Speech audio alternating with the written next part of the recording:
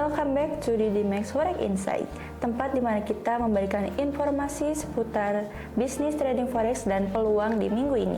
Dengan inflasi yang masih tinggi dan spekulasi tentang kebijakan suku bunga The Fed, apakah harga emas masih berpeluang naik atau justru ada risiko koreksi yang lebih dalam? Yuk kita simak bersama-sama untuk beberapa data fundamental di minggu ini bersama saya Melinda dan narasumber kita ada Miss Mary.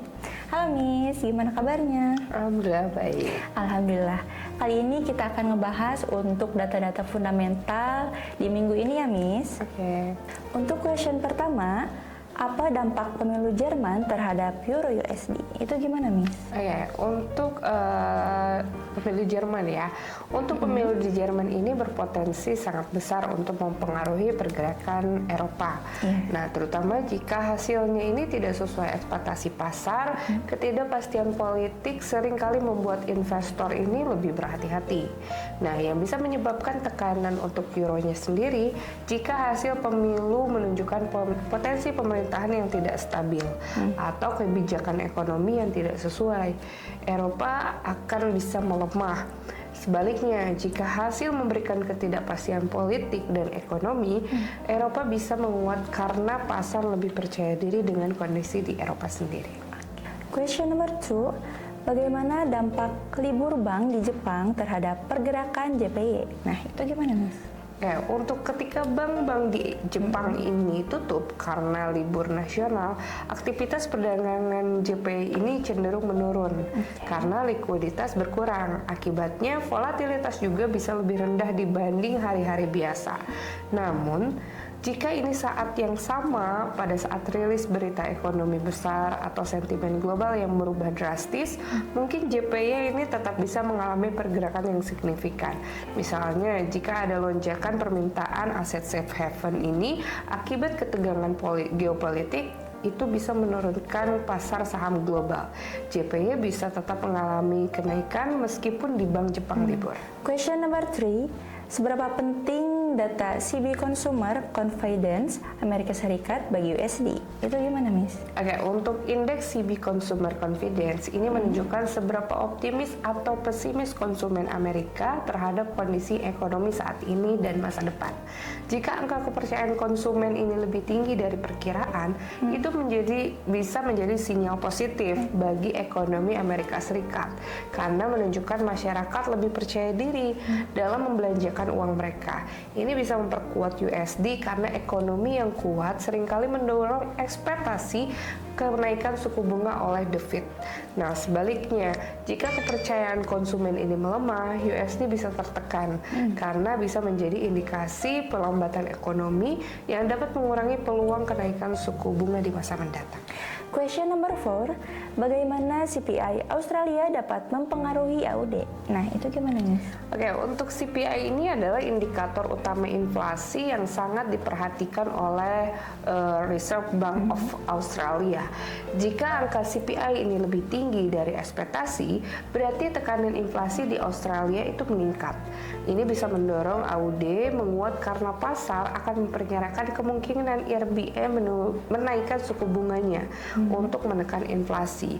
Sebaliknya, jika angka CPI ini lebih rendah dari perkiraan, AUD ini bisa melemah karena inflasi yang lebih rendah, mengurangi urgensi bagi bank sentral untuk melakukan pengetatan kebijakan moneter. Question number 5, apa dampak rilis prelim GDP Amerika Serikat terhadap pasar forex? Gimana, Miss? Untuk data prelim GDP ini adalah sebuah indikator utama untuk menunjukkan pertumbuhan Amerika Serikat. Jika angka GDP ini lebih tinggi dari perkiraan, ini pasar akan memperlihatkan bahwa tanda ekonomi Amerika Serikat masih kuat, sehingga USD akan menguat di sini. Namun, jika angka GDP ini lebih rendah dari ekspektasi, ini bisa menjadi sinyal perlambatan ekonomi yang dapat membuat USD melemah karena investor mungkin mulai mengantisipasi kebijakan moneter yang lebih longgar dari The Fed. Question number 6, bagaimana pengaruh data klaim pengangguran Amerika Serikat terhadap pergerakan USD? Oke, untuk unemployment claims ini adalah data mingguan yang menunjukkan jumlah orang yang mengajukan tunjangan pengangguran. Jika angka klaim lebih rendah dari perkiraan, itu menunjukkan pasar tenaga kerja yang masih kuat, yang bisa menjadi sinyal positif bagi USD karena ekonomi dianggap stabil. Namun, jika jumlah klaim meningkat secara signifikan, itu bisa menandakan perlambatan ekonomi dan meningkatkan kekhawatiran akan resesi yang berpotensi menekan USD. Question number 7, apa yang perlu diperhatikan dari data Core PCE Price Index Amerika Serikat? Nah, itu gimana, Miss? Oke, untuk Core PCE ini, Price Index adalah indikator inflasi yang menjadi acuan utama bagi The Fed dalam menentukan kebijakan suku bunga. Jika angka Core PCE ini lebih tinggi dari perkiraan, itu bisa memperkuat USD karena meningkatkan kemungkinan The Fed yang akan tepat mempertahankan kebijakan moneter yang ketat atau bahkan menaikkan suku bunga lebih lanjut. Sebaliknya, jika angka ini lebih rendah dari ekspektasi, USD akan melemah karena bisa jadi sinyal bahwa inflasi mulai mereda yang dapat mengurangi tekanan bagi Fed untuk meneruskan penaikan suku bunga. Question number 8, bagaimana dampak manufacturing PMI Cina terhadap sentimen pasar global? Itu gimana, Miss? Oke, untuk manufacturing PMI ini adalah indikator utama ya yang menunjukkan kondisi sektor manufaktur suatu negara. Jika manufaktur PMI Cina ini lebih tinggi dari perkiraan, itu bisa menjadi petanda bahwa ekonomi Cina ini masih kuat, yang biasanya berdampak positif pada sentimen resiko global. Nah, mata uang komoditas seperti AUD atau NZD ini seringkali menguat dalam kondisi ini karena Cina adalah mitra dagang utama mereka. Sebaliknya, jika PMI menunjukkan pelemahan, pasar ini beraksi negatif, menyebabkan turunnya aset resiko dan juga meningkatkan permintaan terhadap safe haven seperti USD dan juga JPY. Last question, bagaimana trading plan untuk XAUSD di pekan ini berdasarkan data ekonomi yang akan dirilis? Itu gimana, Miss? Untuk pekan ini, SAUUSD ini diperkirakan akan mengalami volatilitas yang tinggi karena beberapa data ekonomi yang akan rilis seperti CB Customer Confidence, Prelim GDP Amerika Serikat, Core PCE Price Index, dan juga Manufacturing PMI Cina. Jika data ekonomi Amerika Serikat seperti Prelim GDP atau Core PCI dirilis lebih lemah dari ekspektasi, ini menjadi sinyal bahwa ekonomi Amerika Serikat ini sedang melambat. Dalam kondisi ini, mungkin USD akan bisa melemah. Sementara harga emas cenderung naik karena investor mencari aset safe haven-nya. Jadi skenario di sini adalah peluang buy di SAUUSD bisa muncul di area support dengan target di resisten terdekat. Berdasarkan analis teknikal pada grafik SAUUSD time frame H1, saat ini harga masih berada dalam tren naik yang didukung oleh garis tren yang cukup kuat.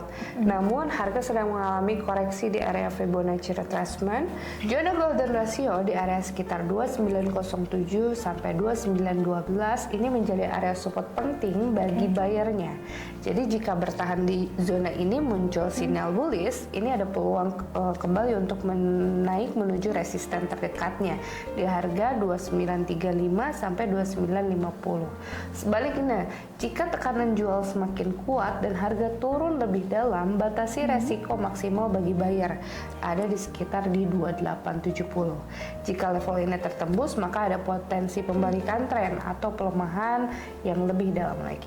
Oke, selain itu, berdasarkan Fibonacci extension, target kenaikan lebih jauh bisa mengarah ke level 161,8% dan 261,8% jika harga kembali melanjutkan tren naik. Namun, keputusan akhir tetap perlu mempertimbangkan faktor fundamentalnya seperti data ekonomi Amerika Serikat yang dapat mempengaruhi pergerakan USD. Jika USD melemah, ini emas berpotensi naik lagi. Tetapi jika USD menguat, resiko penurunan emas semakin besar. Nah, dengan demikian strategi yang dapat digunakan dalam menunggu reaksi di area zona golden ratio ini sebelum mengambil keputusan itu bisa menjadi tetap diperhatikan sebagai batas resiko yang ditentukan. Jadi sebaliknya, jika data ekonomi Amerika Serikat justru lebih kuat dari perkiraan, pasar mungkin melihatnya sebagai indikasi bahwa The Fed masih mempertahankan kebijakan suku bunganya cukup tinggi ya dalam waktu yang lama. Ini bisa memperkuat USD dan menekan harga emas turun. Dalam kondisi ini, peluang sell SLUSD bisa muncul di area resisten dengan target support terdekat. Nah, selain itu juga ada data manufacturing PMI Cina. Juga ini perlu diperhatikan. Jika angka PMI Cina melemah, ini bisa meningkatkan permintaan terhadap aset safe haven seperti emas karena kekhawatiran terhadap perlambatan ekonomi global. Namun jika PMI ini lebih kuat, ini bisa menjadi perkiraan sentimen resiko yang bisa membaik dan juga mengurangi minat terhadap emas. Nah, itu dia beberapa pembahasan data fundamental yang sudah kita bahas dan cukup padat ya teman-teman. Jangan lupa untuk sahabat trader di luar sana tetap like, comment, share, serta subscribe agar kalian gak ketinggalan untuk beberapa informasi peluang di bisnis trading forex ini bersama DDMax Forex Insight. Bersama saya Melinda dan Saya Mary Putri. sampai jumpa di hari berikutnya. Bye-bye.